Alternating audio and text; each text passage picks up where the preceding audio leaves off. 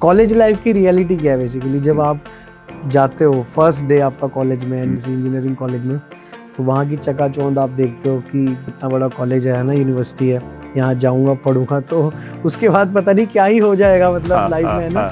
मैं ये कहूँगा कि इंजीनियरिंग कर लेना या डिप्लोमा कर लेना या आईटीआई कर लेना, आप कुछ भी करेंगे इसमें से एक चीज़ है, काम करना पड़ेगा और इंडस्ट्री को समझना पड़ेगा।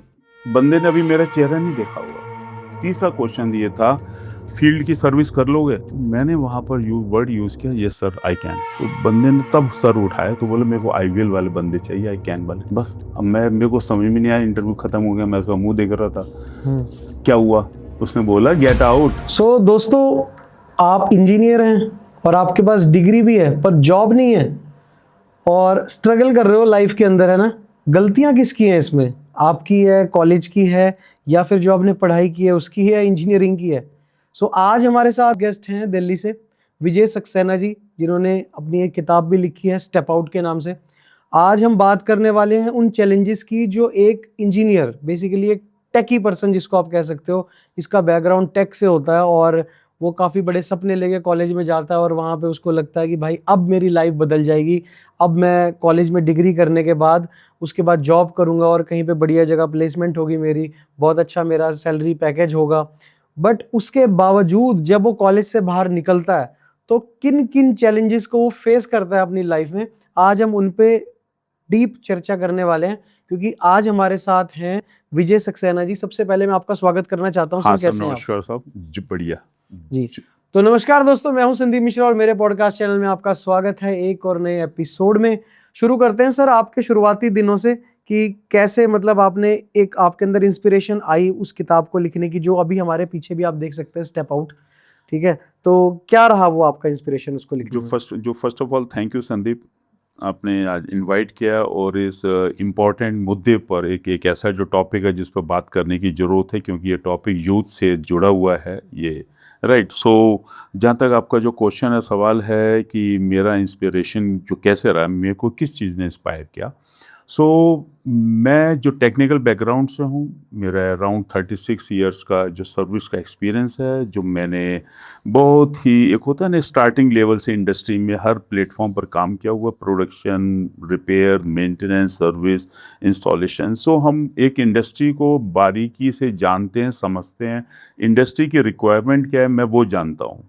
तो मैं इंडस्ट्री की विंडो से बैठ करके देखने वाला व्यक्ति हूँ कि इंडस्ट्री क्या चाह रही है, इंडस्ट्री में क्या हो रहा है और इंडस्ट्री की रिक्वायरमेंट को कैसे फुलफिल किया जाए, ये मेरी विचार है, राइट। जब मैं इस विंडो से देखता हूँ तो मेरे को, और लास्ट करीब मैं कहूँगा कि करीब 20 से 25 साल हो गए, और जो मैं इन सभी इन्हीं सालों के दौरान में मैं एज एन मैनेजर रहा, रीजनल हेड रहा, regional service head, national service head रहा, नेशनल प्रोफाइल पर रहा, और इन सभी प्रोफाइल्स पर रहते हुए, और जबकि मैं इन सभी प्रोफाइल पर मल्टीनेशनल कंपनीज की बात कर रहा हूँ, राइट, जो कि मीडियोकर नहीं, एक बड़े लेवल की कंपनी थी, जो अराउंड, अगर मैं यहाँ पर बजट की, यहाँ अगर हम बिजनेस की बात करें तो हम उन मल्टीनेशनल कंपनीज की बात करें अप्रॉक्सीमेटली 100 CR टू 3000 CR की हम कंपनीज की बात कर रहे हैं, जिन कंपनीज में मैं रहा। मैं उन कंपनीज का एक्सपीरियंस शेयर कर रहा हूँ आपको, क्योंकि जो मीडियोकर अदर कंपनीज थी उनकी अभी थोड़ी देर के लिए बात नहीं कर रहे। उन कंपनीज में रहते रहते मैंने महसूस किया कि यूथ जो है वो इंडस्ट्री में नहीं आ रहा। इंडस्ट्री को इंजीनियर्स की ज़रूरत है, इंडस्ट्री को डिप्लोमा होल्डर्स की ज़रूरत है, इंडस्ट्री को ITI पास जो कैंडिडेट्स की ज़रूरत है अलग अलग प्लेटफॉर्म्स पर। सो बट लेकिन मैं कहूँगा कि पिछले 20-25 साल से इस बात को ऑब्जर्व करते करते हो गए, एक कंपनी से दूसरी में चले गए। एक अपने इंडियन ऑर्गेनाइजेशन थी 3000 करोड़ की, राइट, जो टाटा ग्रुप की ऑर्गेनाइजेशन, उसमें 3000 करोड़ की कंपनी में इंजीनियर्स नहीं आ रहे। चलो हमने कहा कुछ ना कुछ कारण होगा। फिर मैं रीजनल हेड से नेशनल हेड बना, फिर मैं मल्टीनेशनल कंपनी में गया। अब मल्टीनेशनल कंपनी के अंदर मुंबई में ऑफिस है, वहाँ पर भी तब पता चला इंजीनियर्स नहीं आ रहे, यहाँ तो वैकेंसीज ही नहीं हम लोग क्लोज कर पा रहे। HR कहती सर आप BTech मत मांगना, ITI मांगोगे तो शायद मैं दे पाऊंगी, HR की कहना है। सो क्वेश्चन आता है ऐसा कैसे हो सकता है कि भाई इंजीनियर्स नहीं है इंडिया में क्या? तो ये सब बहुत सालों से ये चल रहा था। और होते होते करीब 2021 में मैं उन दोनों के अंदर नोएडा बेस्ड हूँ अभी। और मैं अभी प्रीवियस ऑर्गेनाइजेशन में जहाँ पर मैं नेशनल हेड रहा, उनमें से एक ऑर्गेनाइजेशन में अभी मैं वहाँ पर टेक्निकल कंसल्टेंट हूँ। तो इसी दौरान में एक वाकया सामने आया कि कुछ हमने कैंडिडेट्स को हायर किया, और जो कि बिल्कुल स्किल्ड, जो मैन पावर थे उनमें स्किल था, सब था, राइट। जो पैकेज हुआ, उनका ज्वाइनिंग हुआ, उसके बाद में अराउंड मेरे को लगता है कि 2 से 3 हफ्तों में उन्होंने छोड़ दिया। छोड़ने के पीछे रीज़न फाइंड आउट हुआ, क्योंकि उनको कहा गया कि आपको कल ना वो कंपोनेंट पर काम करना है, और उन्होंने पूछा सर उसमें तो टूल्स लगेंगे। हाँ, उसमें टूल्स लगेंगे, क्योंकि हमारे पास में तो टोटल जो मैकेनिकल जॉब है, राइट। हमारी इंडस्ट्री है क्लीनिंग इंडस्ट्री। मैं एक पॉइंट और ऐड कर दूं तो क्लीनिंग इंडस्ट्री में क्या है, इम्पोर्टेड मशीनरी है, मेड इन इटली, जर्मनी या फिर चाइना, यहाँ से इम्पोर्टेड मशीनरी आनी है, जो कि around some of the thousand से लेकर के सम ऑफ द CR तक जाती है, करोड़ तक जाती है मशीनरी। वो इंडिया में सेल एंड सर्विस करते हैं। हमें तो उस मशीन को 5 से 10 साल तक चलाना है। So we are looking for the candidate those will able to handle those machines. वो कद काठी के बंदे चाहिए जिन्हें काम की समझ हो। जो बंदे हैं आ गए, काम स्टार्ट किया। जिस दिन उन्हें पता चला टूल चलाना है, सर ये स्पैनर लगाने पड़ेंगे, सर वो स्पैनर मेरे को खोलना पड़ेगा। हाँ भाई खोलना पड़ेगा। तो उन लोगों ने जॉब छोड़ दी। जब ये इंसिडेंट ऐसे इससे पहले भी हुए थे, बट कभी इतना क्लिक, मतलब इतना ज़्यादा डीपली, तो मेरे को लगा यार ऐसे कैसे सकता है। एक बंदा एक जगह पर, एम्प्लॉयमेंट के चैलेंजेस हैं, अब आपको पैकेज भी मिल गया, जॉब भी मिल गई, आपको प्रोफाइल चाहिए, प्रोफाइल मिल गए, अब क्या रह गया, काम तो करना पड़ेगा। इंजीनियर की अगर ग्रेड है तो मान के चलेगा कि वो टेक जॉब है ना, काम करना पड़ेगा, एक्सेप्ट करना पड़ेगा कि यस मेरे को कुछ तो डिलीवरी देनी है ना। विदाउट टूल तो इंजीनियर का कोई अर्थ नहीं बना, राइट। अगर आप मैकेनिकल इंजीनियरिंग ट्रेड्स हैं तो 100% you have to use the tools, spanners use करना पड़ेगा, ओवर एंड ऑल। तो बट वहां से वो चीज क्लिक हुई, तो फिर जो माइंड में आया कि शायद मे बी इंडस्ट्री में अभी एक्सपोजर नहीं है, यूथ को एक एक्सपोजर देने के लिए माइंड में आया कि चलो स्टार्ट करते हैं, कुछ ना मैनुअल लिखते हैं कि जो इंडस्ट्री में यूथ आ रहा है, यूथ आता है, इंडक्शन करते हैं, 6 to 7 डेज का इंडक्शन है, उनको टेक्निकल ट्रेनिंग देते देते 10 दिन निकल जाता है। तब जाकर एक 6-8 महीने साल भर वो काम करेगा, तब वो कुछ सीख पाता है। 1.5 साल के बाद हम कहेंगे अब इसने कुछ बंदे ने सीखा, हमारे 1.5 साल का इन्वेस्टमेंट है उसके ऊपर। तब जाकर के एक इंजीनियर कहिए, डिप्लोमा चाहिए कहिए, चाहे फिर आप इसको ITI पास कहिए, वो कैंडिडेट इंडस्ट्री के लेवल पर आ पाएगा हमारे 1 से 1.5 साल की मेहनत के बाद में।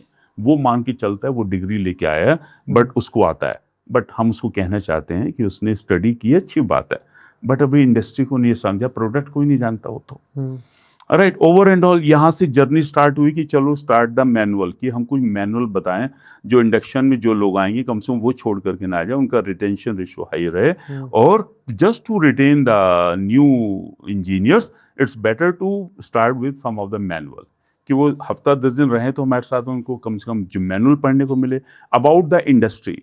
तो वो किताब मैंने स्टार्ट की कि चलो एक जो बुक लिखते हैं जो कि वाइडली सर्व्ड हो, क्योंकि अगर मैं मैनुअल बनाएंगे, अगर मैं बनाता हूँ मैनुअल, तो मैनुअल बनाने में तो मैनुअल तो वही पड़ेगा जो इंडस्ट्री में आ चुका, जो इंडस्ट्री के बाहर खड़ा हुआ है उसको पास में तो मैनुअल जाने वाला नहीं है। सो कुछ ऐसा मैनुअल हो जो बाहर वाले लोगों को भी मिले, अंदर वाले लोगों को मिले।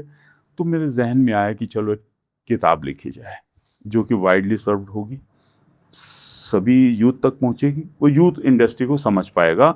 क्योंकि यहाँ पर इंपॉर्टेंट एक चीज मुद्दा है कि एम्प्लॉयमेंट देता कौन है, इंस्टीट्यूशन, आंसर है नहीं, सोसाइटी, आंसर है नहीं, एम्प्लॉयमेंट देती है इंडस्ट्री। तो इंडस्ट्री को समझने की जरूरत है। तो यहाँ से माइंड में आया कि चलो एक भाई किताब लिखी जाए यूथ के लिए कि अबाउट द इंडस्ट्री। तो बस वो किताब लिखते लिखते बस बहुत सारी चीज़ें, फिर इसलिए डीपली रिसर्च में गए कि यूथ है कितना, जो कितने लोग बेरोजगार हैं, तो उससे वाइड प्रीव्यू खुलता चला गया। और फिर जाकर के एक स्टेप आउट बुक सामने आई जिसके पीछे अराउंड करीब मेरे को लगता है 3.5 years की जर्नी रही। 2021 में लिखना स्टार्ट किया था। समझ हमें थी नहीं, राइटर हम हैं नहीं, टूल्स हमें तो पकड़ने की आदत है, हमें तो टूल्स से खेलने की आदत है। जो पेन छोड़े वो ज़माने हो गए, एक लिखने वाले कायदे से। सो आपने जैसे संदीप जी पूछा इंस्पिरेशन किताब लिखने का इंस्पिरेशन यहाँ से आया कि यूथ को स्ट्रगल करते हुए देखा। यूथ एक साइड के अंदर क्या है कि यूथ स्ट्रगल कर रहा है, an number of lakhs of students are there जो कि अनएम्प्लॉयमेंट में हैं, जो कि एम्प्लॉयमेंट को सर्च कर रहे हैं। दूसरी तरफ इंडस्ट्री की विंडो से बैठ करके हम देख रहे हैं कि हमारे पास तो यूथ ही नहीं है। इंडस्ट्री को सर्वाइवल करने के लिए, इंडस्ट्री को चलाने के लिए, रन करने के लिए हमें यूथ चाहिए जो कि स्किल्ड होना चाहिए। तो एक ह्यूज गैप है इंडस्ट्री में, और दूसरी तरफ के अंदर यूथ के पास में एम्प्लॉयमेंट नहीं है। Youth is searching for the good employment. तो गैप है दोनों साइड। उस गैप को मेकओवर करने के लिए एक जहन में आया कि चलो इंडस्ट्री की विंडो से एक किताब लिखी जाए कि इंडस्ट्री क्या सोचती है। अच्छा, वैसे आप इंजीनियर रह चुके हैं ना, क्या हाँ। किया आपने? मतलब बीटेक की थी आपने या डिप्लोमा किया था? जो मैंने डिप्लोमा इलेक्ट्रॉनिक्स एंड उसमें किया, टेलीकम्युनिकेशन में, ये बड़ी पुरानी बात है। और जिस तरह में जो आपने बहुत अच्छी बात छेड़ी, तो करीब करीब मेरे को लगता है कि 1993 में जो मेरा डिप्लोमा कंप्लीट हुआ, और फिर हम इंडस्ट्री में निकले। फिर हमने वहाँ से काम करना स्टार्ट किया, बहुत स्ट्रगल की, सीखा। बहुत ही बेसिक प्लेटफॉर्म से, एंट्री लेवल की जॉब्स हम कहेंगे, कि वहाँ से स्टार्ट किया। वहाँ से हमारी जर्नी स्टार्ट हुई, और उसके बाद में काम होता रहा। फिर धीरे धीरे करके बहुत बहुत वक्त लगा। मैं ये कहूँगा कि इंजीनियरिंग कर लेना या डिप्लोमा कर लेना या ITI कर लेना, आप कुछ भी करेंगे, इसमें से एक चीज़ है, काम करना पड़ेगा और इंडस्ट्री को समझना पड़ेगा। इंडस्ट्री के कायदे कानून, इंडस्ट्री के अपने प्रोसेसेस कह लीजिए थोड़ी देर के लिए, उन प्रोसेस को डीपली अंडरस्टैंड करना पड़ेगा। और शायद मेरे को लगता है कि हमें तो काम करते हुए इतना वक्त हो गया, अब तो एक आदत सी पड़ गई है। और शायद लेकिन मैं फिर भी कहना चाहूँगा, क्योंकि हम ट्रेनर भी, हम सिखाते भी हैं, और बहुत सारे लोगों को सिखाया, और बहुत सारे लोग नीचे से ऊपर तक बढ़ गए, राइट, जो कि रीजनल हेड तक वहाँ तक पहुँचे बेसिक एंट्री लेवल से। तो मैं कहना चाहूँगा कम से कम आपको इंडस्ट्री में आने के बाद 3 से 4 साल काम करना पड़ता है। आपने अपने शुरुआती दिनों में जब इंजीनियरिंग चूज की थी, तो क्या था, मतलब आपके मन में कोई पैशन था आपके अंदर इंजीनियरिंग का, या सिर्फ घर वालों के प्रेशर में? क्योंकि उस टाइम पे मुझे लगता है कि होता था कि या तो बच्चा डॉक्टर बनेगा या इंजीनियर बनेगा, कुछ ऐसा घर वालों के भी दिमाग में, फैमिली के दिमाग में कुछ ऐसी चीजें थी। जो बहुत अच्छा क्वेश्चन है संदीप ये। इसमें कम से कम मेरे केस में ये था कि एक इंटरेस्ट शुरू से रहा प्रोजेक्ट बनाने में, इलेक्ट्रॉनिक्स में इंटरेस्ट था। कोर्सेज और डिप्लोमा हमने बाद में किए, कोर्सेज हमने पहले किए, राइट, कि कुछ सीखना है, कुछ करना है, राइट। तो इस टाइप की पहले इलेक्ट्रॉनिक्स के बेसिक हमने कुछ जो कोर्सेज किए मैंने। और घर में एक हमारे यहाँ पर सिस्टम रहा कि भी हमारे यहाँ पर कोर्स करने का वो नहीं रहा, प्रोविजनिंग नहीं थी। हमारे फादर ये कहते थे, भाई काम पर लगो। हमारे यहाँ सीधी सीधी टर्मिनोलॉजी होती थी, काम पर लगो। तो हमें नहीं पता क्या करना है, हमें ये पता है कि काम पर लगो। तो कोर्सेज किया, इलेक्ट्रॉनिक्स में किया। तो उसके बाद से हमारे फादर ने, जहाँ उन्हें कोई भी बंदा मिलेगा कि जिसकी भी फैक्ट्री है, वो कहते थे भाई हमारे लड़के को काम पर लगाओ। तो ऐसे कर करके हम संदीप काम पर लगे। यहाँ से वो क्या काम था उसका कोई डेफिनेशन नहीं है। इंडस्ट्री है, फैक्ट्री है, जो हो रहा है वो करो, हमें ये सिखाया गया। तो इसलिए हमें काम करने की आदत है। शुरुआत में हमने कुछ बातें ऐसी कही ना, कि जब आपने बोला कि बहुत सारे इंजीनियर्स की रिक्वायरमेंट है और इंजीनियर नहीं है, बट अगर आप दूसरी तरफ देखो तो मुझे ऐसा लगता है कि इंजीनियर तो बहुत सारे हैं, पर शायद उतने स्किल्ड इंजीनियर नहीं है जो इंडस्ट्री को चाहिए बेसिकली, जो वहां पे काम कर सके। इसमें कई सारे पॉइंट है संदीप। इसमें जो आपका क्वेश्चन है कि इंजीनियर्स हैं, और उधर इंजीनियर्स की बेसिकली जो इंडस्ट्री को जो रिक्वायरमेंट है वो पूरी नहीं हो पा रही। सो इसमें 2 से 3 फैक्टर्स हैं। उसमें मैं कहना चाहूँगा कि बहुत सारे स्टूडेंट्स ने इंजीनियरिंग की, may be due to various factors. जो मैं ऐसे बहुत सारे स्टूडेंट्स को जानता हूँ जो मिले हैं, केस स्टडीज़ है मेरे पास, more than 250 interviews and case studies के ब्याह पर ये बात हो रही है। सो उसमें बहुत सारे लोगों ने, बहुत सारे स्टूडेंट्स ने, इसमें उनकी गलती नहीं बता रहा मैं, उनकी कोई गलती नहीं है, क्योंकि यूथ है, उसको कुछ सीखना था। उसको किसी ने कहा कि इंजीनियरिंग कर ले, जो तेरी बल्ले बल्ले। उसने कहा ठीक है, मैंने कर लिया। उसने पूरे एफर्ट्स लगाए। उसको वो सब्जेक्ट नहीं समझ में आता था, फिर भी मैं ऐसे लोगों से मिला, उन्होंने फिर भी किया। उन्होंने बैग भी झेली, उन्होंने बैक बेंचर, जो मेरे को इसी एरिया के कुछ लोग मिले थे, उनका नाम था, उन्होंने अपने आप को मेरे को बताया कि सर जो my name is back bencher. तो उतना अंदर पेन था उनके अंदर कि उन्होंने बैक बेंचर को झेलते झेलते भी इंजीनियरिंग कर ली। अब उन्होंने अपने पेरेंट्स को जाके बोला, अब क्या, आपने कहा था मैंने कर ली, वेयर इज माई जॉब। तो बाजार में, मार्केट में जॉब ही नहीं है। अब क्वेश्चन ये है कि जॉब क्यों नहीं है, राइट। अब क्वेश्चन ये है कि क्या जॉब है या नहीं है।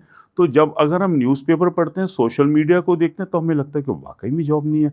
बट लेकिन उधर से दूसरे फेस में हम इंडस्ट्री में बैठे हुए लोग कहते हैं हमारे पास तो यूथ नहीं है।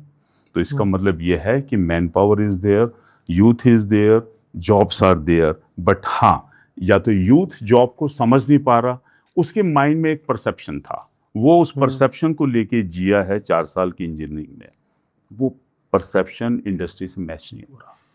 अच्छा, परसेप्शन से एक सवाल मेरा आ रहा है दिमाग में कि जब कॉलेज लाइफ की रियलिटी क्या है बेसिकली, जब आप जाते हो फर्स्ट डे आपका कॉलेज में, एंट्री आप लेते हो किसी इंजीनियरिंग कॉलेज में, तो वहाँ की चकाचौंध आप देखते हो कि भाई कितना बड़ा कॉलेज है ना, यूनिवर्सिटी है, यहाँ जाऊँगा पढ़ूंगा तो उसके बाद पता नहीं क्या ही हो जाएगा, मतलब लाइफ में, है ना। तो जब मुझे वो टाइम याद आता है कि जब मैं गया था अपने कॉलेज में, तो मैंने देखा कि कितनी बड़ी यूनिवर्सिटी है, फॉरेनर्स भी पढ़ने आ रहे हैं हमारी यूनिवर्सिटी में, कितना अच्छा कॉलेज है, मतलब कि पता नहीं मैं यहाँ आज आ गया हूँ तो ये मेरी लाइफ का शायद लाइफ चेंजिंग मोमेंट होने वाला है, और अब पता नहीं मैं क्या ही कर लूंगा। और आज आप देखोगे तो हर गली नुक्कड़ में आपको एक इंजीनियर मिलता है जिसके पास डिग्री है, बेसिकली डिग्री होल्डर्स की बात करूँ मैं, ठीक है ना। स्किल है नहीं है वो बात अलग है, स्किल होगी भी तो काम नहीं है, उनके पास जॉब नहीं है। तो ऐसे काफी सारे इंजीनियर्स उस कॉलेज के अंदर आए, उन्होंने एडमिशन लिया, फिर 4 साल उन्होंने वहां घिसाया खुद को, ठीक है। और एट द एंड क्या हुआ, मतलब उनके अंदर वो चीजें भरी किसने कि आप एक बार इंजीनियरिंग कर लो और फिर देखो, जो कि आपने भी कहा था थोड़ी देर पहले। हाँ, कॉलेज की रियलिटी क्या है बेसिकली, कॉलेज में क्या हो रहा है फिर? नहीं देखो, इसमें भी एक से ज़्यादा पॉइंट है। सबसे पहले कि आपने इंजीनियरिंग चूज़ क्यों की, एक चीज़। फिर उसके बाद में कॉलेज ने क्या आपको इनपुट दिया, कॉलेज में आपने क्या सीखा या उन्होंने क्या सिखाया। वो एक तरह से एजुकेशन इंस्टीट्यूशन है और वहाँ पर बहुत सारी चीज़ें हैं। बट लेकिन इससे अब ऊपर की बात करते हैं, ठीक है। अब जहाँ तक आपका क्वेश्चन था कि वहाँ का एक्सपीरियंस कैसा रहा, तो मैं कहना चाहूँगा कि जब कोई एक यूथ, हम भी कभी गए इंस्टीट्यूशन में गए, हमें लगता था अरे यार क्या जगह आ गया, क्या होने वाला, अब तो चमत्कार होने वाला है, कुछ ना कुछ तो निकल जाएंगे, कुछ ना कुछ, राइट। जब कर आ करके हकीकत की बात करते हैं, जब वो 4 साल तो सुहाने सफ़र थे, गोल्डन पीरियड बोलेंगे, शायद होने भी चाहिए। मैं कहूँ यूथ की ज़िंदगी में 4 साल एक बढ़िया से होने चाहिए, वो थे, वो निकल गए। अब क्या, जब हम, अब आज मैं इंडस्ट्री के यहाँ पर बात कर रहा हूँ, एक दिन हमने पहली बार जिस दिन इंडस्ट्री के पर्सन को फेस किया था, अब मैं वो ज़मीनी हकीकत आपको बता रहा हूँ।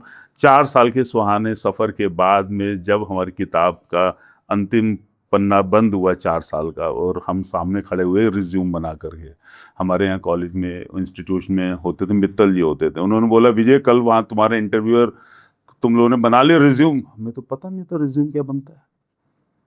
तो भैया वो कैसे उन्होंने झाड़वड़ मारी और कैसे हमारे शाम तक कुछ लिखा करके, मेरे को याद है हमने कुछ बनाया था हाथ से। उन्होंने बोला कुछ तो बना के लाओ। हम इंस्टीट्यूट के यहाँ पर रिज्यूम बना करके मित्तल जी के पास ले गए।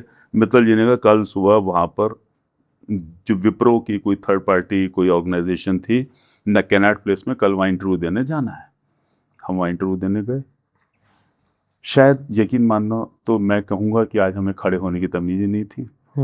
हमें ये नहीं पता था कि अंदर एंट्री कैसे करनी है, हमें ये नहीं पता था रिज्यूम देना कैसे है, राइट। ये सब बात हम आज सोचते हैं ना, उन दिनों थोड़ी सोचते थे। उन दिनों तो हम सुहाने सफ़र से, हमारी ट्रेन अभी वापस आई थी। तो खैर वो अंदर गए, तो मैं आपको अपने पहला इंटरव्यू की थोड़ा सा वाक़यात बता दूं। तो एक साहब सामने बैठे हुए थे और एक बड़ा सा, इतना ही बड़ा रूम था। वो कुछ ना, जब तक मैंने रूम में एंट्री की, उनके हाथ से कोई पेपर या पेन कोई चीज़ नीचे गिर गई थी। तो मैंने जा करके रिज्यूम दे रहा हूँ, वो नीचे से उठा रहे कोई चीज़, ऊपर उन्होंने देखा ही नहीं है, बंदे ने अभी मेरे को देखा भी नहीं है कौन खड़ा है सामने। बस जब मैंने पूछा सर मेरा नाम विजय सक्सेना, मैं सर मैं आया हूँ, हमें इतना शायद इतनी लाइन बोलनी आ गई थी। तो उन्होंने नीचे से उठाते बोला कि कंप्यूटर खोला है। उन्होंने ऊपर भी नहीं देखा मेरी तरफ, नीचे झुके, बंदे ने बोला कभी कंप्यूटर खोला है? मैंने बोला सर इंस्टीट्यूट में खोला था। अच्छा। फिर उन्होंने बोला हार्ड डिस्क जानते हो? हार्ड डिस्क, हाँ सर देखी तो है। ये सब बात जब तक वो उठा नहीं पाए इतनी देर में, उनका तीसरा क्वेश्चन था कि बंदे ने अभी मेरा चेहरा नहीं देखा हुआ। तीसरा क्वेश्चन ये था फील्ड की सर्विस कर लोगे? तो मैंने वहां पर वर्ड यूज किया, यस सर आई कैन। तो बंदे ने तब सर उठाया तो बोले मेरे को आईवीएल वाले बंदे चाहिए, आई कैन वाले नहीं चाहिए। बस अब मेरे को समझ में नहीं आया, इंटरव्यू खत्म हो गया, मैं उसका मुंह देख रहा था। क्या हुआ? उसने बोला गेट आउट। तो ये मेरा रहा फर्स्ट इंटरव्यू, राइट।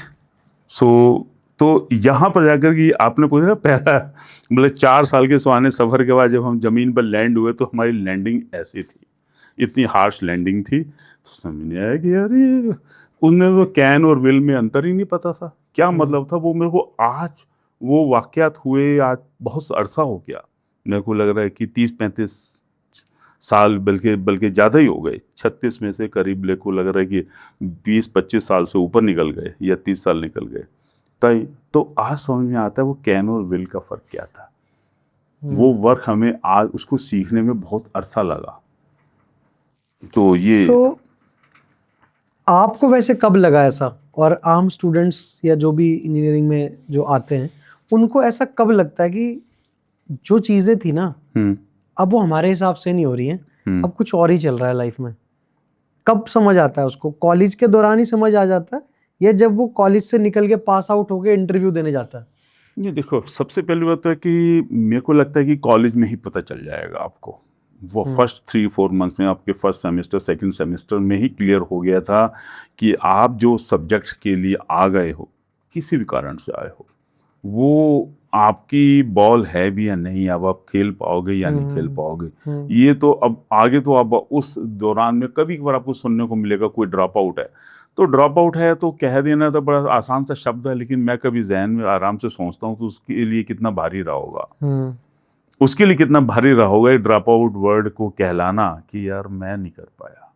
तो मुश्किल है उन लोग के लिए। और लेकिन हाँ, फर्स्ट और सेकंड सेमेस्टर में उसको समझ में आ जाएगा अब क्या करना है। अब उसमें 2 उसके लिए रास्ते हैं, या तो उसको पहली बार तो कोशिश करता है कि वे निकल जाए, किसी भी परसेंटेज पर निकले। आज की डेट में परसेंटेज का कोई इंपॉर्टेंस नहीं, हम तो पूछने वाले हैं काम आता नहीं आता, यहाँ तो परसेंटेज का तो कोई जो मीनिंग नहीं है, राइट। सो बट हाँ, उसको फर्स्ट और सेकंड सेमेस्टर में समझ में आ जाएगा। आपको क्या लगता है कि आजकल की पढ़ाई कैसी है? क्योंकि लोग ध्यान इसी पे देते हैं, मतलब एकेडमिक्स पे ज़्यादा ध्यान देते हैं कि कैसे मार्क्स रहे आपके, है ना, क्या परसेंटेज रहा डिग्री करने में और एग्ज़ाम क्लियर करने में, और कॉलेज में भी यही होता है लगभग। बट आपका क्या कहना है, मतलब एजुकेशन के लिए आप क्या कहेंगे अगर 2 वर्ड्स में अगर आप बताओगे? इंडस्ट्री आपकी डिग्री क्वालिफिकेशन के बिहाफ पर देख रही है, आपने किस इंस्टीट्यूशन से किया इतना इम्पोर्टेंट नहीं है इंडस्ट्री के लिए। इम्पोर्टेंट होता है, इतना इम्पोर्टेंट नहीं है। आपने किस इंस्टीट्यूशन से किया, किस परसेंटेज से किया, ये इम्पोर्टेंट नहीं है। क्या आप जिस इंडस्ट्री में आप आए हैं, जहाँ आप इंटरव्यू देने बैठे हैं, क्या आप वहाँ के काम से वाकिफ़ हैं? क्या आपको उस काम की समझ है? उसकी ABCD आती है? अगर उसकी ABCD आती तो शायद आपके लिए वेलकम होने वाला है। अगर आपको बहुत कुछ है और आपके बस उस इंडस्ट्री की ABCD नहीं आती, उस प्रोडक्ट को नहीं समझते, तो इंडस्ट्री के लिए आप शायद इतना यूजफुल नहीं है। पर ऐसा भी तो होता है कि डिग्री है तो बैठने ही नहीं देंगे, कुर्सी पे ही नहीं बैठने देंगे, तो आपको अंदर ही नहीं आने देंगे कि भाई तो तेरे पास तो डिग्री नहीं है, तू क्या कर लेगा? उसका रीज़न है आज जैसे इंडस्ट्री में आप थोड़ा सा इंडस्ट्री के स्ट्रक्चर को यहाँ पर संदीप आपको समझना पड़ेगा कि इंडस्ट्री कैसे काम कर रही है। इंडस्ट्री एक मान के चलिएगा मैनेजमेंट में पिरामिड होता है, तो पिरामिड में नीचे वाली जो लेयर्स के ऊपर बहुत सारी वर्कफोर्स है, स्किल है, अनस्किल, सेमी स्किल करते, जो मिड मैनेजमेंट जो है, राइट, वहाँ पर जो कि नीचे वाली लेयर्स को हैंडल करने के लिए industry need some of the supervisors and the managers, जो नीचे वाले काम को हैंडल कर पाएगा। अब उस सेगमेंट पर हिट करने के लिए एक वो पर्सनैलिटी चाहिए, एक वो कैंडिडेट चाहिए जो कि कम से कम जो अपना मिड मैनेजमेंट में आके खड़ा हो पाए, स्टेबिलिटी हो जिसमें। वो कौन होगा? यहाँ पर ग्रेजुएशन एक तरह से ना टर्मिनोलॉजी आ गई है कि हमें पता है बंदे ने 10+2 किया है, 3 साल की स्टडी की है, उसमें थोड़ी सी उसके अंदर मैच्योरिटी आ गई है, थोड़ी सी मैन पावर हैंडलिंग होगी, थोड़ा सा स्किल्स होने चाहिए, how to handle the work. काम करना नहीं है, करवाना है। लेकिन राइट, सो उस लेवल के लिए यहाँ पर डिग्री की बात की जाती है कि डिग्री का मतलब ये कि आपने बहुत सारे सब्जेक्ट्स को स्टडी किया हुआ है, राइट। आपने अगर इतनी सारी चीजों से निकल करके आए हो ना आप, तो आप में स्टेमिना बना है, वो स्टेमिना की वजह से आपको यहाँ पर कॉल किया गया है, इसलिए वहां पर डिग्री की बात की जा रही है। इसका मतलब ये नहीं है कि आपने खाली डिग्री लेकर के आप आ गए हो, मे बी आपकी परसेंटेज कुछ भी हो, बट वो स्टेमिना आपने बिल्डअप नहीं किया। स्टेमिना बिल्डअप होगा काम करने से। खिलाड़ी तब बनोगे जब आप खेलोगे, घर में बैठने से मैं खिलाड़ी नहीं बन सकता। अच्छा, अभी थोड़ी देर पहले आपने एक रिजेक्शन का किस्सा बताया था अपना, कि जब आपको बोला गया कि भाई यू कैन और यू विल में फर्क, आपने जो बात बताई, तो ऐसे कितने रिजेक्शंस आप झेल चुके हैं लाइफ में, मतलब ऐसे? देखिए, वो रिजेक्शन तो अगर मैं खाली रिजेक्शन की बात करूं तो शायद आज भी सामने आ जाते हैं। ऐसा नहीं है कि ये हमारे सामने में रिजेक्शन नहीं आते, बट लेकिन क्या था कि घर से एक हमारे पास में, क्योंकि हमें कभी कहा नहीं गया कि एक कोर्स करके आओ, सीख करके आओ, हमसे कहा गया काम पर लगो।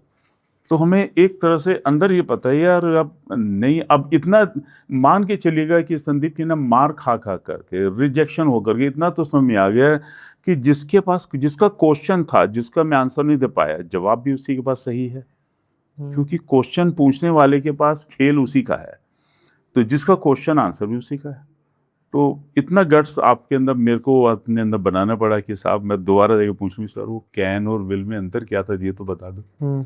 वो उस वक्त में नहीं पूछ पाए, आज हमने वो जज्बा अंदर पैदा कर लिया है कि भाई साहब कि सर बता दो, फेल तो कर दिया, आंसर तो बता दो। भाई फेल आपने किया, अब मैं दूसरे से जाके पूछूं सर उसका आंसर क्या था। ये कोई जेपीजी की, पहले हमारे टाइम में जेपीजी की बुक्स चलती थी, उसमें क्वेश्चन आंसर थोड़ी देखूंगा कि गाइड। फेल आपने किया तो आंसर भी सर आप ही दो। अच्छा, तो अब एक सवाल जो है स्टूडेंट्स के लिए बेसिकली, क्योंकि काफ़ी सारे, मुझे उम्मीद है कि स्टूडेंट्स इसको ज़्यादा देख रहे होंगे, और मैं स्टूडेंट्स के लिए एक सवाल है मेरा कि how to deal with rejections, क्योंकि कॉलेज के बाद निकलने के, जैसे ही आप निकलते हो बाहर और फिर जब आप अप्लाई करते हो, किसी प्लेसमेंट में बैठते हो, तो रिजेक्शंस तो आम बात है। शुरुआती दिनों में तो हर किसी को रिजेक्शन मिलता ही है, कोई एक आधा होता होगा जिसकी किस्मत बहुत अच्छी है, या फिर उसका एकेडमिक्स बहुत अच्छा था, या उसके जो प्रैक्टिकल हैं वो उसने बहुत अच्छे से स्किल्स उसके डेवलप हो रखे हैं, तो हो सकता है मे बी वो उसको रिजेक्शन ना मिला हो, पर 90% बच्चों को रिजेक्शन मिलता ही है पहली बारी में। तो उनसे कैसे डील किया जाए? जो संदीप बहुत अच्छा क्वेश्चन है, बड़ा इंपॉर्टेंट क्वेश्चन है यूथ के लिए। कि देखिए, रिजेक्शन सबसे पहली बात तो मान के चलेगा लाइफ का एक हिस्सा है। मैं यूथ को कहना चाहूँगा आपके बिहाफ पर, आपके चैनल के माध्यम से, कि जो रिजेक्शन एक तरह से प्रोसेस का पार्ट है। फेलियर होगा, फेलियर को एक्सेप्ट करना या फेलियर को मान के चलेगा कि फेलियर आएगा, आने दीजिए ना। इसमें पहली बात तो कोई घबराना नहीं, एक बात।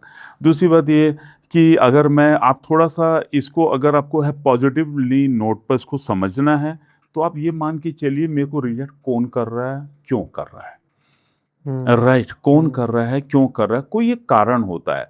मैं एज एन आज एम्प्लॉयर हूँ, मैं एम्प्लॉय भी रह चुका हूँ, मैं एम्प्लॉयर भी रह चुका हूँ, क्योंकि मैं टॉप मैनेजमेंट में हूँ। तो मेरे को तो हैंडल करना है, मेरे को तो रिक्रूटमेंट भी करवाना है, उनको रिटेन भी करना है, प्रोसेस बनाने हैं, राइट। तो हमें पता है कि एम्प्लॉय के अंदर एक एम्प्लॉय आया है, बहुत कुछ सीख करके आया है, मान के चलिएगा उसको सब कुछ आता है, लेकिन मैंने जिस पोजीशन के लिए वो ओपनिंग की थी, रिक्रूटमेंट कर रहा हूँ, वो पोजीशन में एक स्किल चाहिए मेरे को, एक स्किल। मैं बाकी को देख ही नहीं रहा, क्योंकि मेरे को पता है कि मैं आज मेरी इंडस्ट्री इस पॉइंट पर लैग कर रही है। अगर सामने वाले यूथ में वो स्किल है और बाकी कुछ नहीं है, तो भी वो आदमी मेरे लिए काम का हो सकता है। It's depend upon the situation. आज आप एक इंडस्ट्री में रिजेक्ट हो जाओगे, ऐसा नहीं कि आप रिजेक्टेड हो गए, वो उस दिन का समय था, उसकी टाइमिंग थे, शायद आप उसी प्रोफाइल पर आप दोबारा कभी जाओ, हिम्मत तो करो दोबारा जाने की। सो बेसिकली अभी जैसे हम लोग बात कर रहे थे कि भी यूथ जो इंजीनियरिंग कर रहा है, अरे उसके बहुत सारे अपने अपने रीजंस है। ये आपको थोड़ी देर पहले क्वेश्चन भी था कि अब इसमें एक यूथ है, उसने इसलिए इंजीनियरिंग की क्योंकि उसके भी फादर ने कहा है, उसको भी डिग्री चाहिए, उसको एम्प्लॉयमेंट में नहीं जाना, उसके बाद अपना जमा जमाया बिजनेस है, राइट, अपना गल्ला है, उसको जाके अपना बिजनेस संभालना है, कहीं नहीं जाना। एक तो ये होगी कैटेगरी। दूसरी हो गई कि उसको केवल उनको भी केवल कि भी किसी को बी फार्मा करना, किसी को जो केमिस्ट की इंडस्ट्री में जाना है, राइट, तो उसको किसी तरह से बी फार्मा की डिग्री चाहिए, क्योंकि उस इंडस्ट्री में वो होलसेल में भी नहीं जा सकता, रिटेल पे भी नहीं जा सकता, खुद नहीं बैठना दुकान पर कोई और बैठेगा, बट लाइसेंस लेने के लिए उसको एक डिग्री चाहिए, तो उसको जो मेडिकल की एक बी फार्मा की डिग्री चाहिए। ये दो क्लास अलग हो गई। बट लास्ट में जाकर के यूथ एक ऐसा बचेगा जिसको वाकई में नौकरी चाहिए, जिसको एम्प्लॉयमेंट चाहिए, उसको बिजनेस में नहीं जाना, राइट। अब वहां पर उसको समझने भी पड़ेगा, जैसे अभी बात कर रहे थे रिजेक्शन की, तो रिजेक्शन इसके लिए है, पहले वाले दोनों के लिए तो कुछ भी रिजेक्शन नहीं, उन्होंने कहीं पर जाना ही नहीं है, इसको रिजेक्शन फेस करना पड़ेगा, और उसमें कोई दिक्कत नहीं है। जो हम बात कर रहे थे कि भी वहां पर रिजेक्ट, कोई मेरे को क्यों रिजेक्ट करेगा, कोई कारण, उसकी बात को अगर मैं उल्टा समझ लूं, मैं ये ना समझूं कि मेरे को किसी ने रिजेक्ट कर दिया, मैं ये सोचूं कि रिजेक्शन का पॉइंट क्या था, वो क्या पूछ रहा था, और मेरे को क्या चीज़ नहीं आती थी, क्या इस इंडस्ट्री को वही पॉइंट चाहिए, वो या वो पॉइंट भी इंपॉर्टेंट है, मैं इस पर थोड़ा सा काम कर लूँ तो मेरा रिजेक्शन कल को मेरा एक्सेप्टेंस बन जाएगी, मैं अगली बार दोबारा जाऊँगा सर, पिछली बार। और थोड़ा सा गट्स चाहिए बात करने का कि सर आपने लास्ट टाइम रिजेक्ट कर दिया था सर, उस बार वो नहीं आता, मैं सीख के आ गया सर, अब बताओ। ये अच्छा, एक चीज़ और देखिए मैंने कि जब मैं अपना पहला इंटरव्यू दिया था तो ऑब्वियसली बात है रिजेक्शन थी। उन्होंने मुझे पूछा एक सवाल कि क्या आप कुछ पूछना चाहते हो, तो मैंने कहा नहीं, मुझे कुछ नहीं पूछना, रिजेक्ट ही कर दिया तो क्या पूछना है ना। पहला तो यही था दिमाग में।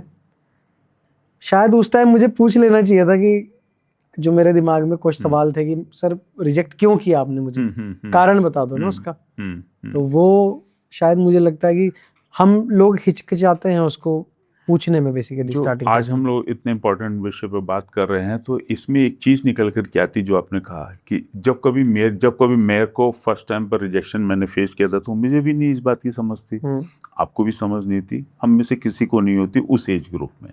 बट आज तो हमारे पास आ गई, बात करते करते आपको भी आइडिया मिल गई कि पूछ लेना चाहिए। अब तो फेल हो ही गए, अब किस बात का डर, नौकरी पर आपने रखना नहीं है, अरे बता दो क्या कमी थी, बाहर जाकर के 2 दिन में 4 दिन लगा के पूरी कर लेता हूँ, अगले इंटरव्यू तो क्रैक कर जाऊंगा। ये थोड़ा सा गट फीलिंग, इसको कम से कम जो यूथ आज इस बात को सुनेंगे देखेंगे, मैं चाहूँगा वो थोड़ी सी गट फीलिंग लेकर के आए। कोई बात नहीं, रिजेक्शन क्या चीज़ है, फेल हो गए तो क्या हुआ, फेल तो हम भी हुआ। आर्ट के ड्राइंग के कभी एग्ज़ाम दिए ना, कभी रहूँगा मैं 6th 7th में या 8th में, ड्राइंग में हमारे 0 नंबर आए थे भाई। पीले रंग की बतख बनाई थी, उसके ऊपर आउटलाइन बनानी थी ब्लैक कलर की, वो आउटलाइन बनाते आउटलाइन खराब हो गई, बतख में 0 नंबर आया। घर में आए, हमारे भी चाचा जी आए हुए जो कि उनको ड्राइंग और पेंटिंग के अंदर बहुत सारे अवार्ड मिले हुए, प्रेसिडेंट अवार्ड मिला हुआ है, राइट, और भतीजे के क्या आ रहे हैं, 0 नंबर आ रहे हैं आर्ट में। तो हमने फेलियर किया है, हमने फेलियर फेस किया है 0 नंबर पर, तो क्या वो 0 क्या वहीं का वहीं रह गए? नहीं, कुछ नहीं हुआ। हाँ, फेस करना पड़ेगा, फेस करना थोड़ा मुश्किल काम है। सोसाइटी ने एक सिस्टम बना दिया कि फेलियर को एक्सेप्टेंस नहीं है। ये एक सोसाइटी की परेशानी, मेरी परेशानी नहीं। आई लाइक फेलियर, मेरे को बहुत फेलियर पसंद है, मैंने फेलियर से बहुत सीखा है। आप भी सीख सकते हो। बिल्कुल, पर फिर ये फेलियर के साथ मेंटल प्रेशर है ना, घर वालों का, सोसाइटी का, पीयर प्रेशर, तो वो भी तो एक फैक्टर है ना कि आपको सोसाइटी भी आपको आगे बढ़ने नहीं देती। फिर सोसाइटी भी आपको कुछ बोलती है कि भाई ये कर लो तो सब कुछ सही हो जाएगा, ये कर लो तो लाइफ आगे अच्छी हो जाएगी। बट इंजीनियरिंग में मुझे लगता है जो लोग करते हैं ज़्यादातर बच्चे वो इसीलिए करते हैं। तो आपका क्या कहना है इस मामले में? वो देखिए, ये बात तो सही है। अगर बहुत सारे इंटरव्यू, बहुत सारी केस स्टडीज़ ये बता रही हैं, बहुत सारे जीवांत लोग बता रहे हैं कि हाँ, लोगों ने इंजीनियरिंग किसी के कहे अनुसार की, राइट। जो मैं थोड़ी देर पहले बैक बेंचर की बात बता रहा था, ट्रेन की जर्नी में मिला था कालका शताब्दी में, राइट।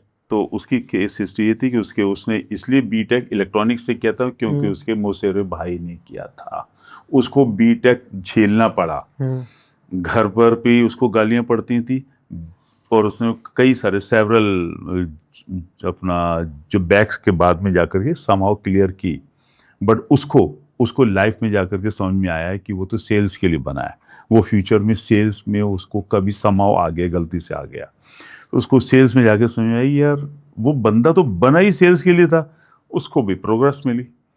ठीक है, ये सब कहानी अलग होगी, बट लेकिन आपके आपके क्वेश्चन पर वापस आए तो हाँ, आंसर ये है कि क्या ना, लोग किसी के कहे अनुसार आ रहे हैं, समहाउ अब तो आ गए ना, अब तो लास्ट में आ गए, अब तो आ गए, कैसे भी आ गए, अब तो उसको काम करना पड़ेगा। या तो वो, मैं ये नहीं कहना चाहूंगा कि वो क्विट करे, हाँ अगर किसी को लग रहा है कि वो नहीं कर पा रहा, मैं कहना चाहूंगा कि ज़्यादा तकलीफ झेलने से अच्छा है कि क्विट करो, शांत हो, एनालाइज करो, सेल्फ रिव्यू करो, बंद कमरे में बैठो, खुद के अंदर बहुत सारी चीज़ें आपको एक्चुअल में एक एम्प्लॉयमेंट के लिए आपके अंदर ब्लड के अंदर जीन्स में, आपके जीन्स ने आपको बहुत कुछ दिया हुआ है, राइट। आपको अपने पेरेंट्स से बहुत सारे आपको स्किल्स मिले होंगे, जिस स्किल्स पर हमने फोकस नहीं किया, आप उन स्किल्स को रिव्यू करो। मे बी वो स्किल बड़ा ही सिंपल हो, may be skill, may be plumbing हो, मे बी कारपेंट्री हो, मे बी टूल्स मेकिंग हो, मे बी ड्राइंग हो, पेंटिंग हो, वो आपको जीन्स में मिला, उससे स्ट्रॉन्ग कोई स्किल हो ही नहीं सकता,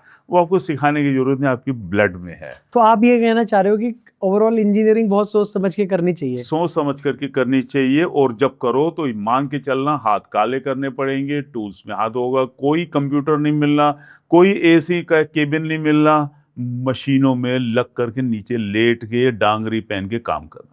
अच्छा, पर सीएससी वालों के लिए तो इस बात की बचत है वैसे देखा जाए तो। सीएससी वालों के लिए बचत है, बट लेकिन इतनी नहीं है। काम तो करना पड़ेगा ना। आपने कुछ भी कोडिंग सीखी, कुछ आपने कंप्यूटर साइंस को समझ लिया, उसने आपने बेसिक ही तो सीखा।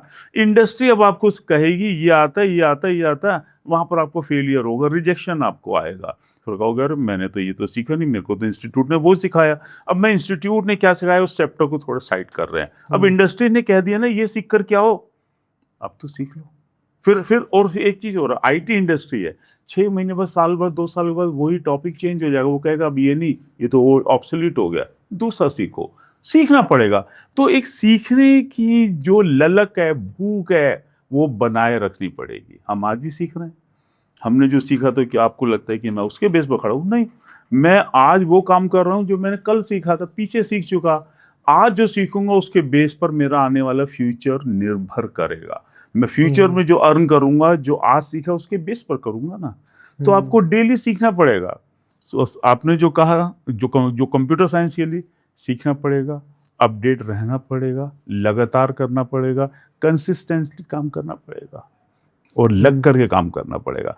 किसी से आपने सीख लिया यार, किसी ने थोड़ा सा काम किया, बहुत अच्छा पैकेज मिल गया, मैं वो बिल्कुल एक होता है ना, एक्सेप्शनल केसेस है, उनको उन पर निगाह मत रखो, वो छोड़ दो उस बात को। क्या आपके पास है तो अच्छी बात है, अगर नहीं है तो काम करना पड़ेगा as per the industry norms. बिल्कुल। अच्छा, तो ना आप कोर्सेज की थोड़ी सी बात कर लेते हैं। पॉडकास्ट भी काफी लंबा होता जा रहा है, बट टाइम की कमी है, बट हम चाहेंगे कि कुछ जो टॉपिक हैं वो कवर हो जाएं हमारे। कोर्सेज कहते हैं 3 महीने में आपको ये करा देंगे, 3 महीने में आपको वो करा देंगे, और आपको सर्टिफिकेशन भी देते हैं। ठीक है, स्किल का तो पता नहीं, पर सर्टिफिकेट आपके हाथ में होता है। 10,000 लगा लिए, कोर्स कर लिया, उसके बाद क्या? ठीक है, किसी ने आपको बोला कि भाई आप ये कोर्स करो, फिर देखो जॉब लगती है, प्लेसमेंट हो जाती है, और आपने वो 20,000 का कोर्स भी लिया और उसके बाद 0। क्या करें क्या ना करें? बस सीधा सवाल ये है कि अब स्टूडेंट्स ये पूछना चाह रहे हैं आपसे कि क्या करें, फिर करें क्या? सारांश में मैं बताना चाहूंगा संदीप जी कि खाली डिग्री से या कोर्स के सर्टिफिकेशन से काम इतना नहीं बनने वाला आपका। मैं यूथ को कहना चाहूंगा सीखना भी पड़ेगा। अगर आपके पास स्किल है, जो मेरे पास स्किल आ गया, लेकिन मेरे पास उस लेवल की एजुकेशन नहीं थी, क्वालिफिकेशन नहीं थी, तो समहाउ मेरे को क्वालिफिकेशन डिग्री के लिए मैंने को पूरी करनी। काम तो मैं पहले सीख चुका हूँ, ऐसा मैंने किया हुआ है, काम मैंने पहले सीखा, फिर बाद में आया यार तुम्हारे पास डिग्री नहीं, तो हमने भी डिग्री ले ली, ये लो, क्योंकि काम मेरे पास आता था। अब आपने का सवाल थोड़ा उल्टा है कि मेरे पास डिग्री है सर, काम नहीं आता।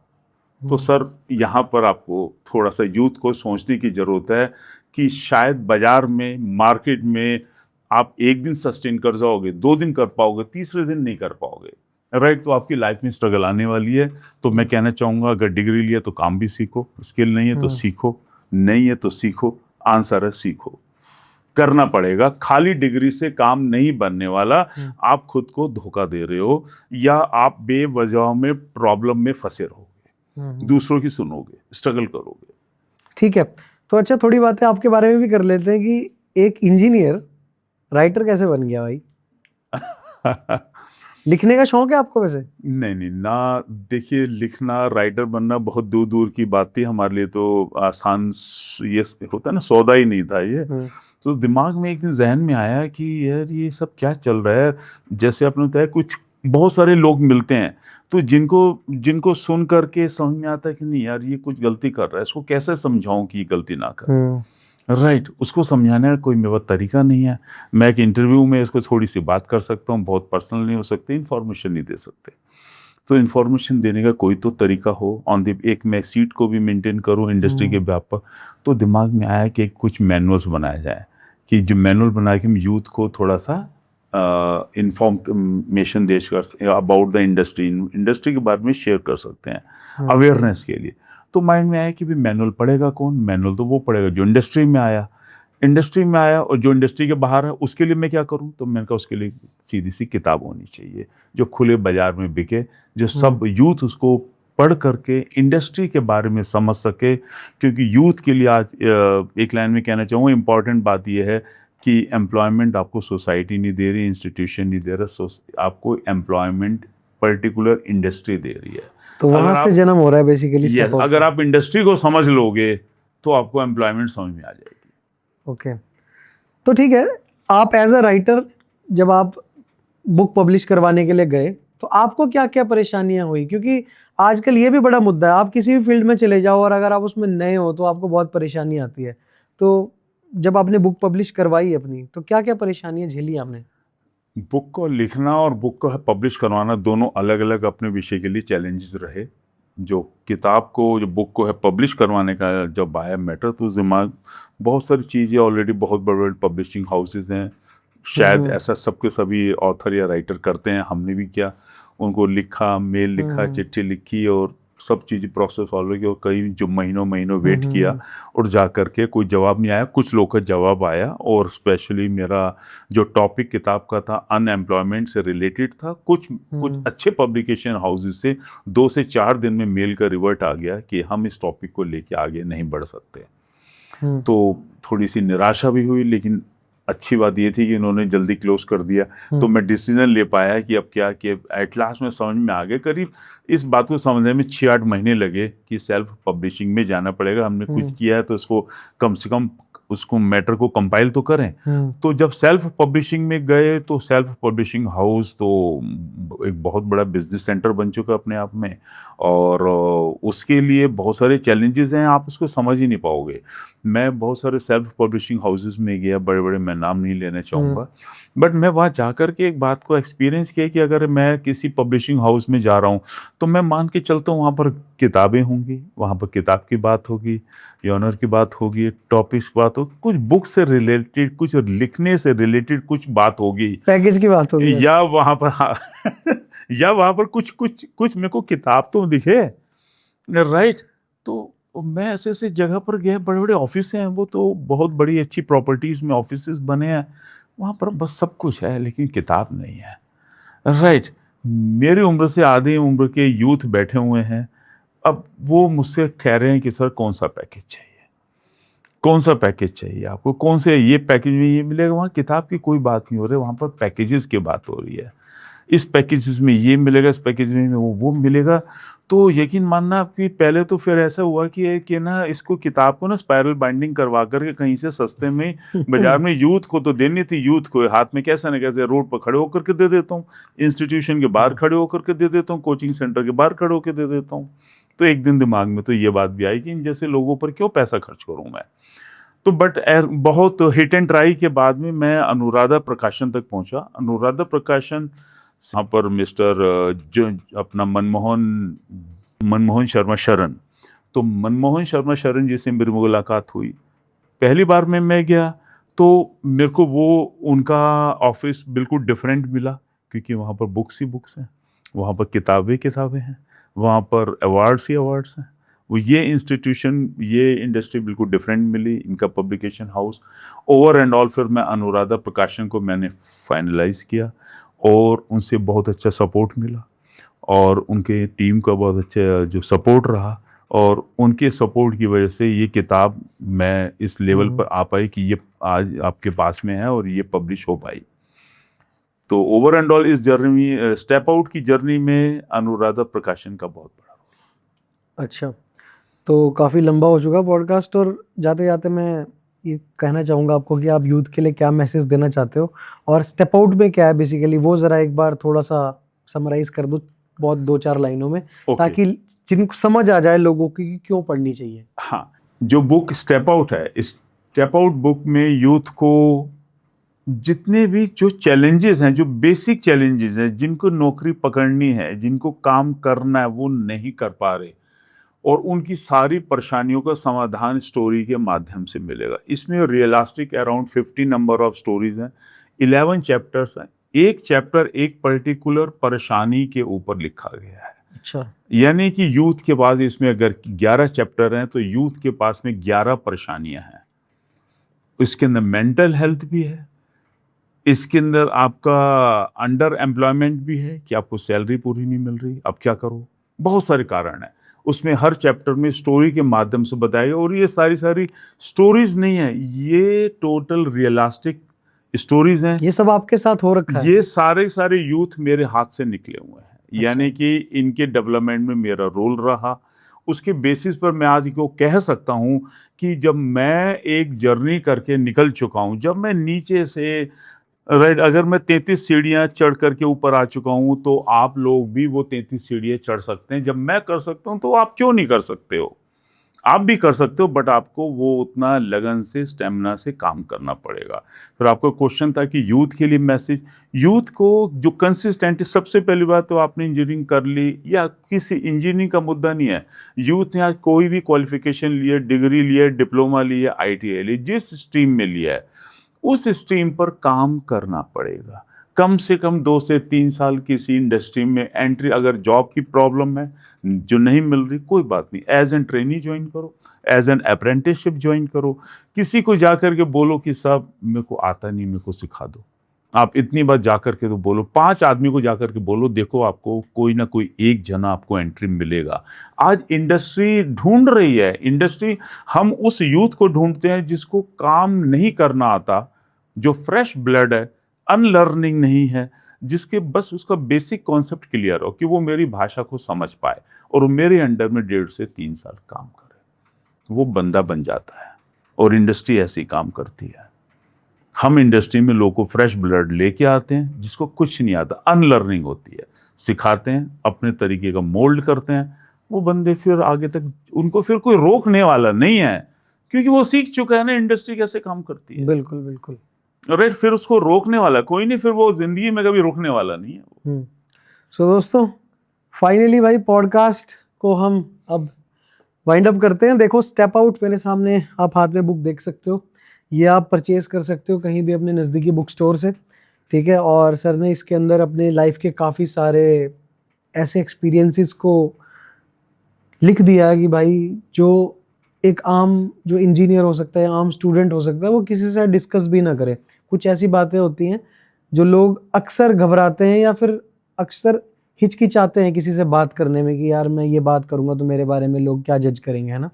तो उन सब चीज़ों से अगर आप बचना चाहते हो और लाइफ में आगे बढ़ना चाहते हो, ठीक है, अनएम्प्लॉयड हो, बेरोजगार हो, खासकर इंजीनियर्स के लिए, तो भाई स्टेप आउट आपके लिए आ चुका है।